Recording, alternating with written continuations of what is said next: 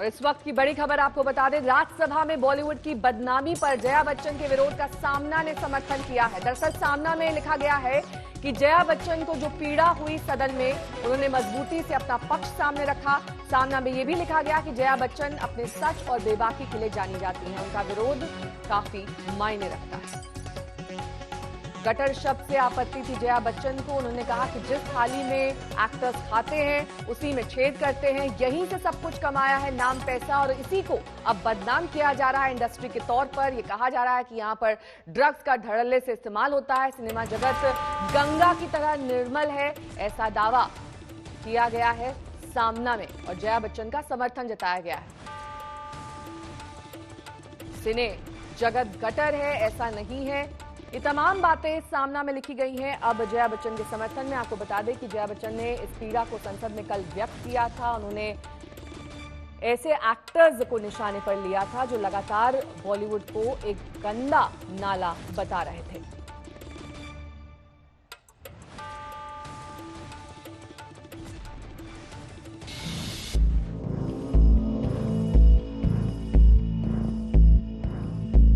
Nepotism, drugs, film mafia, Kangana एक के बाद एक मुद्दे पर बॉलीवुड पर निशाना साध रही हैं।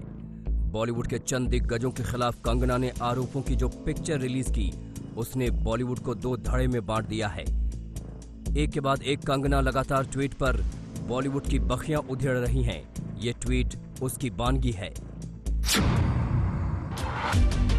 क्या निर्माण किया आइटम नंबर्स का, अधिकतर वाहियात फिल्मों का, ड्रग्स कल्चर का, देशद्रोह और टेररिज्म का।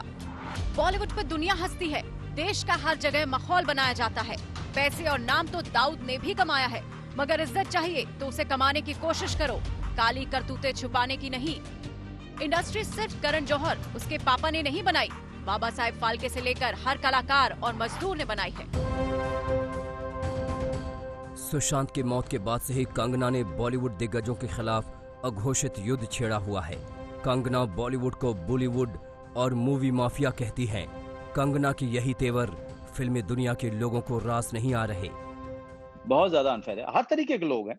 मुझे पता नहीं क्यों इन सबके पीछे एक बड़ा वेस्टेड इंटरेस्ट लगता है। जैसे ही आप कहते हैं कि यहाँ ड्रग्स का पूरा व्यापार है, तो जो हिंदुस्तान में बैठा हुआ आपका टीवी देख रहा है वो मुझे देखता है तो उसको लगता है कि कोई ड्रग का जो है गोदाम आ रहा है। जब इस तरह से बात हो रही है, तब मुझे लगता है कि इसमें कोई वेस्टेड इंटरेस्ट है। बिल्कुल, इसमें बहुत बड़ा कारण छुपा हुआ है कि इस तरह के राग अलापे जा रहे हैं। बॉलीवुड में एग्जेम्पलरी मोटिवेटर्स हैं जो बहुत डिसिप्लिन लाइफ लीड करते हैं। करेक्ट टाइम पे एक्सरसाइज, खाना, सही पढ़ाई करना, स्टेज पे जाके ठीक से बात करना, सारी चीज़ें हैं।